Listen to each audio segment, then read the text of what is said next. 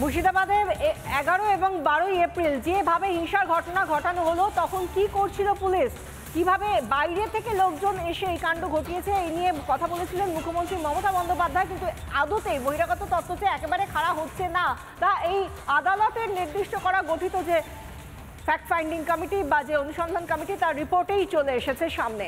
বিরোধিতার নামে ঠিক কি হয়েছিল সেই সময়? সংশোধিত ওয়াকফ আইনের বিরোধিতার নামে মুর্শিদাবাদে হিংসা। এপ্রিলের 8 তারিখ, সেই দিনই মনে রাখতে হবে সারা দেশে এই ওয়াকফ আইন নতুন করে সংশোধিত যে আইন তা লাগু হয়েছিল। সেদিনই রঘুনাথগঞ্জে হিংসা, জাতীয় সড়ক অবরোধ, গাড়ি ভাঙচুর, পুলিশকে আক্রমণ দুষ্কৃতীদের। এই 8ই এপ্রিলে কৃষ্ণনগর নবদ্বীপ সড়ক অবরোধ। এরপর 11ই এপ্রিল ধুলিয়ানে হিন্দুদের বাড়িতে আক্রমণ। জাফরাবাদে বাবা ও ছেলে খুন, চন্দন দাস এবং হরগোবিন্দ দাসকে টেনে হিঁচড়ে বাড়ি থেকে বের করে খুন করা হয়। বেছে বেছে হিন্দুদের বাড়িতে হামলা চালানো হয়, বাড়ি দোকান ভাঙচুর, লুটপাট, অগ্নিসংযোগ, ভাঙচুর করা হয় একাধিক মন্দির। মুর্শিদাবাদ ছেড়ে মালদায় আশ্রয় নেন বহু ক্ষতিগ্রস্ত।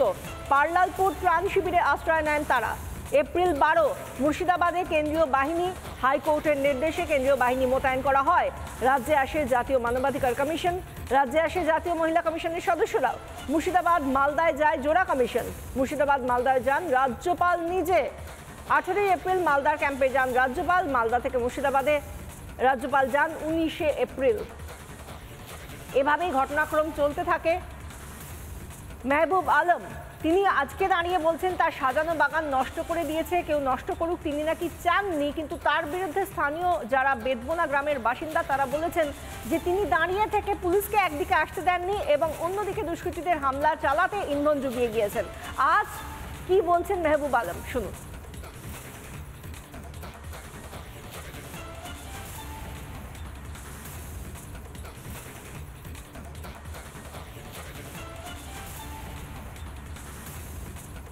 আমি তো গন্ডগোলের কাছেই ছিলাম না। যে গন্ডগোলের কথাটা বলে সেটা বেদবোনার কথা। তো আমি বেদবোনা তখন তো ছিলাম না, আমি ছিলাম তখন নাদাবপাড়াতে এবং পালপাড়ার দিকে এই কদমতলাতে ছিলাম। কদমতলা থেকে আমি নাদাবপাড়া আসি। সেখানে আমার সাথে 4 জন হিন্দু সম্প্রদায়ের লোক ছিল। এই ওয়ার্ডের সভাপতি ছিল, বুথ সভাপতি ছিল এবং আরও 2 জন ছিল। এবং আমি যখন দেখি কিছু দুষ্কৃতী হাতে কিছু অস্ত্রশস্ত্র নিয়ে আসে, তখন তাদেরকে বাধা দিতে গেলে তারা আমার উপর চড়া হয়ে আসে এবং আমি প্রাণের ভয়ে সেই 4 জন হিন্দু সম্প্রদায়ের সেই 4 জনকে নিয়ে আমি নাদাবপাড়াতে জোসেফ নাদাবের বাড়িতে আশ্রয় নিই। সেখানে জোসেফ নাদাবের বাড়ির পাশে 2টো কিন্তু হিন্দু সম্প্রদায়ের বাড়ি আছে।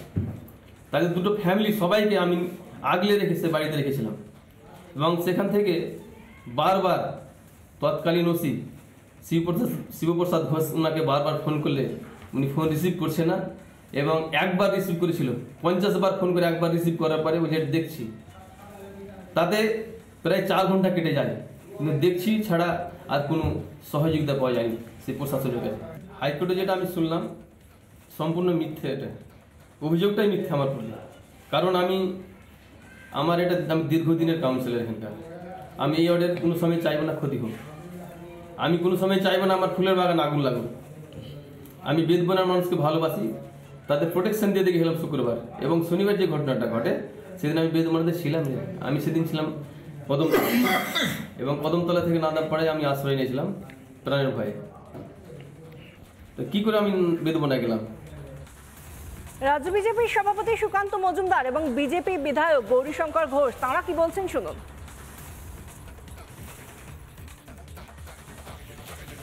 প্রশ্ন হচ্ছে লোকাল অ্যাডমিনিস্ট্রেশনের হেল্প ছাড়া দাঙ্গাকারীরা কিভাবে করলেন? এই প্রশ্নটা প্রশাসনকে উত্তর দিতে হবে, মমতা বন্দ্যোপাধ্যায়কে উত্তর দিতে হবে। এই যে ঘটনাগুলো আমরা বলছি তার থেকে পুলিশ স্টেশনের দূরত্ব হচ্ছে 300 থেকে 400 মিটার। আজকে যে তৃণমূল কংগ্রেসের নেতারা যারা লাফিয়ে লাফিয়ে জয় বাংলা করে চিৎকার করেন, তাদেরকে আমি প্রশ্ন করতে চাই যে আগামী দিনে বসিরহাট হোক বা মঙ্গলকোট হোক বা শিলিগুড়ি হোক, যখন এইভাবে আক্রমণ হবে, মন্দির ভেঙে ফেলা হবে, সেই সময় তাদের বাঁচাবে কে? আমরা মহামান্য আদালতের কাছে আবেদন করব যে মহামান্য আদালত রেসপন্সিবিলিটি ফিক্স করুন, কার দায়িত্ব ফিক্স করুন। কেন প্রশাসন নড়েনি?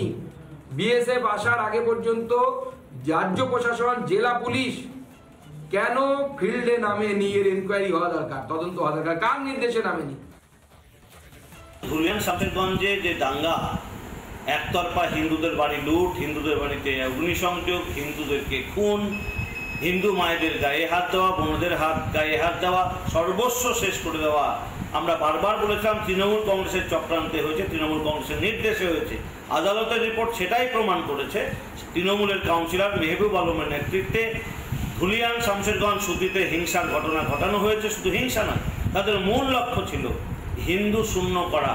শামশেরগঞ্জ থেকে, ধুলিয়ান টাউন থেকে হিন্দু শূন্য করে ধীরে ধীরে আরও একটা পাকিস্তান করার চক্রান্ত আমরা বারবার বলেছি।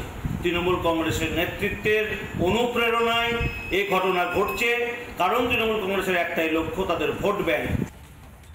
এই নিয়ে কি বলছেন তৃণমূল বিধায়ক, যিনি ভরতপুরের তৃণমূল বিধায়ক হুমায়ুন কবির, তিনি কি বলছেন শুনুন।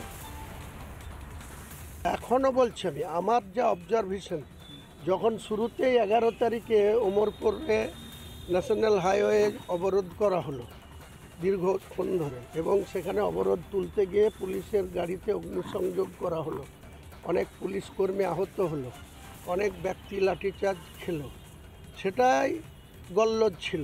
কারণ এতগুলা লোককে অ্যাসেম্বল করতে দেওয়া, একসঙ্গে জড়ো হতে দেওয়া অনেক সময়ের ব্যাপার। যদি লোকাল থানাগুলা ইনিশিয়েটিভ নিয়ে নিজের থানা থেকে যে লোক মুভমেন্ট করে কোথাও যাচ্ছে সেটাকে যদি আটকাতো, অবস্ট্রাকশন করতো, তাহলে এত বড় ঘটনা ঘটতো না। এই নিয়ে কি বলছেন ভাঙড়ের আইএসএফ বিধায়ক নওশাদ সিদ্দিকী, শুনুন। মুর্শিদাবাদে যে ঘটনা ঘটেছে সে তো রাজ্য সরকারকে দায় নিতে হবে। অভিষেক ব্যানার্জির পিসিমণি তথা রাজ্যের মুখ্যমন্ত্রী মমতা ব্যানার্জি তথা পুলিশ মন্ত্রীকে দায় নিতে হবে, কোনোভাবে এড়িয়ে যাওয়া যাবে না। অভিষেক বাবু না মুখ খুললেও রাজ্যের মানুষ বলছে মুর্শিদাবাদে যে ঘটনা ঘটেছে এই রাজ্য প্রশাসন সম্পূর্ণরূপে দায়ী। এদের ব্যর্থতা, অপদার্থতার জন্য এই ঘটনা ঘটেছে। কার নির্দেশে ওই ঘটনা ঘটালো? ওর একাত্ম সাহস নিশ্চিতভাবে হবে না। ওপরে কোনো দাদা দিদির হাত আছে, সেই দাদা দিদির কি হাত, কার কোন হাতটা আছে সেটা দেখতে হবে, সেই অদৃশ্য হাতটা খুঁজে বার করতে হবে। তো এই দায়ভার তো নিতে হবে। যখন ওনার নাম উঠে এসেছে, ওনার সাথে কারা কাদের নির্দেশে ওনারা করেছেন এই ঘটনা ঘটিয়েছে সেটা খুঁজে বার করতে হবে। আদালতের গঠন করা অনুসন্ধান কমিটির রিপোর্ট যখন সামনে, তা নিয়ে কি বলছেন তরুণ জ্যোতি তিওয়ারি। আমরা কথা বলেছিলাম এই বিজেপি নেতা তথা আইনজীবীর সঙ্গে টেলিফোনে, তিনি কি বললেন শুনুন।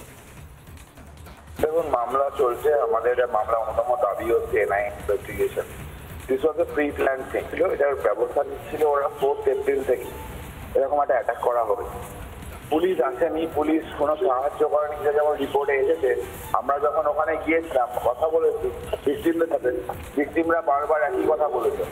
ওখানে বিভিন্ন এলাকায় যে মানুষের মারা হলো, যে টার্গেট করা হলো, বাড়ি হলো, এটা মানে একদিনের স্পন্টেনিয়াস কোনো ঘটনা নয়, এটা ওয়েল প্রি প্ল্যান, এবং পুলিশ সাইলেন্ট ছিল ওই একটা কারণ।